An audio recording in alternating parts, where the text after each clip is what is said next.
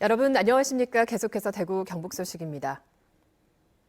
먼저 날씨 소식입니다. 대구와 경북 지역은 대체로 흐리겠고 밤부터 비가 오는 곳이 있겠습니다. 오늘 아침 최저 기온은 대구가 11.9도, 안동이 9.1도, 포항이 16.3도 등을 기록하며 어제와 비슷했습니다.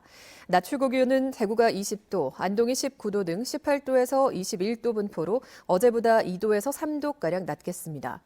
경북 동해안 지역에는 오늘 밤부터 비가 오기 시작해 모레 오전까지 20에서 60mm가량 내리겠고 대구와 경북 내륙 지역에는 내일 오전부터 5mm 안팎의 비가 예상됩니다.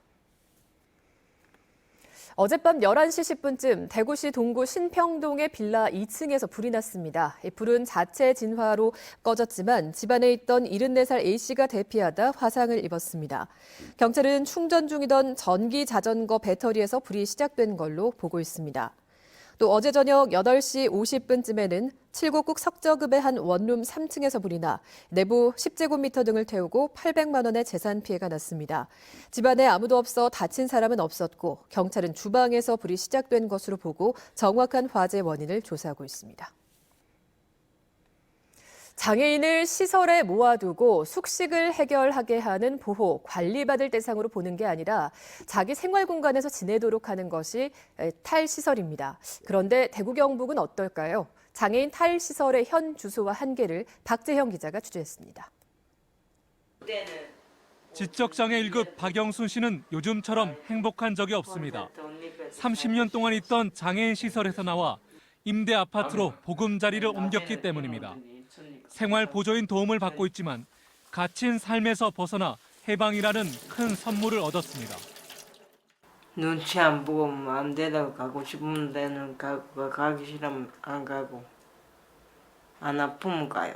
아프면 안 가요. 자유롭네요. 네. 대구시는 2015년부터 4년 동안 100억 원을 들여 131명을 자립시켰습니다. 장애인 자립생활 지원조례도 대구의 모든 구군이 제정하기로 했습니다. 인권 침해가 극심했던 대구 시립희망원은 겨우 5분의 1 정도만 탈시설 이루어 아직 숙제가 많이 남았습니다. 경상북도는 상황이 더 안 좋습니다. 장애인 탈시설 자립을 위한 기본 계획조차 없습니다. 정부의 미온적인 대처도 문제입니다.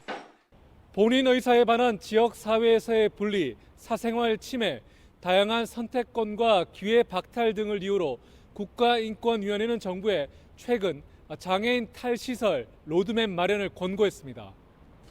정부 차원의 탈시설 자립 지원 계획이 없고 관련 법안도 국회 계류 중입니다. 중앙정부로부터의 탈시설과 관련되는 법령들도 개정이 되고 그리고 이 탈시설 정책과 관련한 예산 지원도 이루어진다면 훨씬 더 효과적으로 탈시설 지원 정책이 이루어질 수 있을 것 같습니다. 거주시설 장애인의 인권 침해와 장애인 개인의 성장과 삶의 질을 고민하는데 정부부터 앞장서야 한다는 지적이 많습니다. MBC 뉴스 박재영입니다. 대구지방경찰청이 교통사고 예방을 위해 대구시 등과 함께 단계적으로 시내 주요 도로 구간별 제한 속도를 시속 50km로 낮춥니다.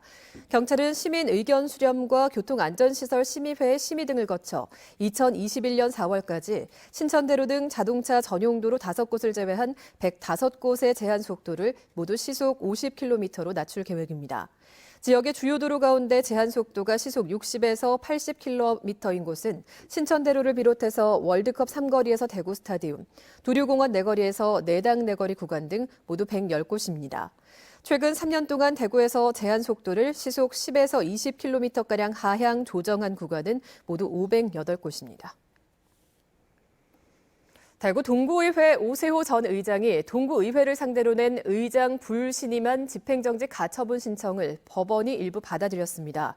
대구지법 행정일부 박만호 부장판사는 오세호 전 의장 불신임 의결 취소 청구 사건의 판결 선고일부터 30일이 되는 날까지 집행을 정지하라고 결정했습니다. 동구의회 민주당과 바른미래당 의원들은 지난 2일 오 의장이 한국당 구의원의 의원직 상실로 공석이 된 운영위원장 재선출 안건을 상정하지 않아 이 불신임안을 의결했고 오전 의장은 확정 판결이 될 때까지 집행을 정지해달라며 가처분 신청을 냈습니다. 대구 지역에서 적발된 온누리 상품권 부정 유통 건수가 전국에서 세 번째로 많습니다.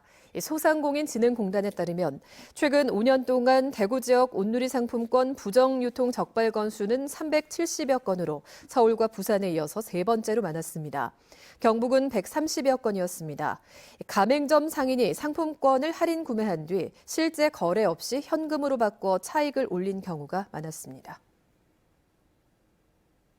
MBC 뉴스를 마칩니다. 시청해주신 여러분 고맙습니다.